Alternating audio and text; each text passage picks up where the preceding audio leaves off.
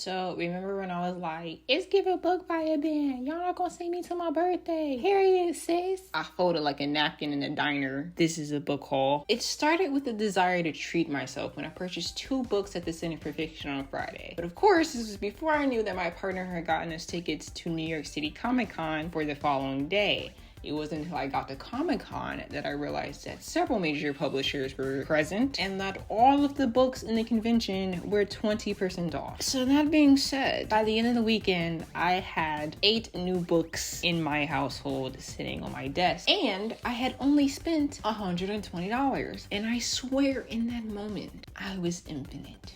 The first book, The Fellowship in the Ring, Token. You already know why we're here. You already know what we're doing. $9. Couldn't beat it with a stick. My goal is to read The Hobbit and the Lord of the Rings series. I only have this one. I need to outsource the other 3 books. I would love to do a group monthly situation. If you're interested in the Discord and all that jazz, please light up my comment section.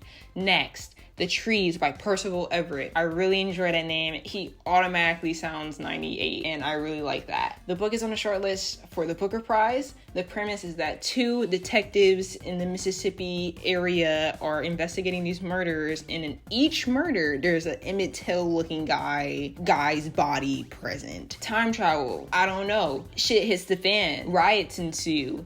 Several people have told me that this book is very funny. I am having a hard time seeing that premise and being like, haha, but I really hope so. Hear the Wind Sing / Pinball by Haruki Mother Truckin' Murakami. You already know what it is. This is his first and second novel smushed into one physical copy. I've never finished Murakami. I have enjoyed reading Murakami. The reason I didn't finish it was because I'm a mood reader and it's just mood reader things. But I thought it would be interesting to try again with his debut, which just so happens to be smushed in with his second release. And also I thought it would be very, very funny because apparently these are the 2 most Murakami books that exist, and I'm fully prepared to have my eyebrows objectified and blown away. Mother Thing by Ainsley Hogarth. If you're watching this video, I'm assuming you've seen this on the internet. Mother Thing is about a wife protecting her and her husband from the ghost of her mother-in-law. I think that is very funny. It is very funny to me. Also love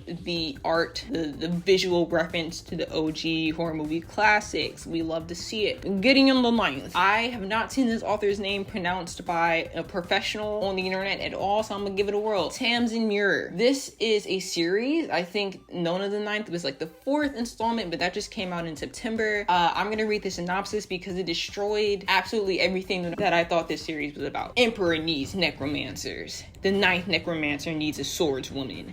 Gideon has a sword, some dirty magazines, and no more time for undead nonsense. It's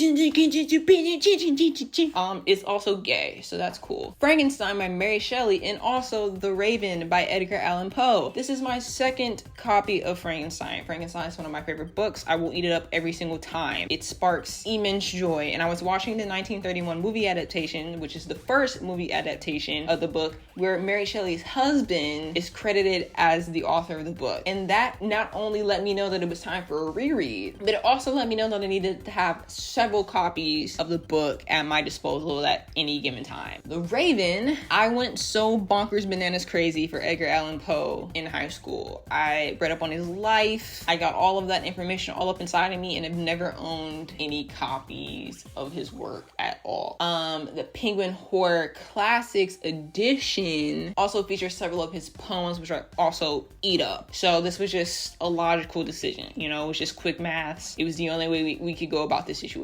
Lastly, Tor Publishing tossed in this arc. It's called Some Desperate Glory by Emily Tesh. It comes out in April, and all I was told was that it was a great chaser for Gideon the Ninth, which also the bookseller said that they had heard from someone else. So we're really working with the chain of information here. Before I read this synopsis, before I give you this synopsis, I think that fantasy novel names are so ridiculous all the time. And if the name, only in the context of if the name is a guess every single time somebody says it, part of me wants to just, you know, like I don't want to, you know what I mean? Yeah, you get it. Okay. It follows Kier Kerr. It's giving Kerr. A super cool fighter sword lady, and also the earth is like dead, and there's like patriarchal oppression. They really want her to pump out some soldier boys because she's like the greatest swords person to ever sword. And her brother was sent on like this stupid mission, and it was given like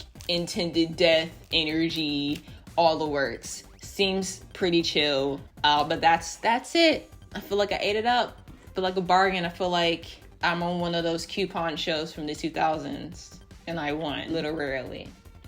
Keep with the books stacked.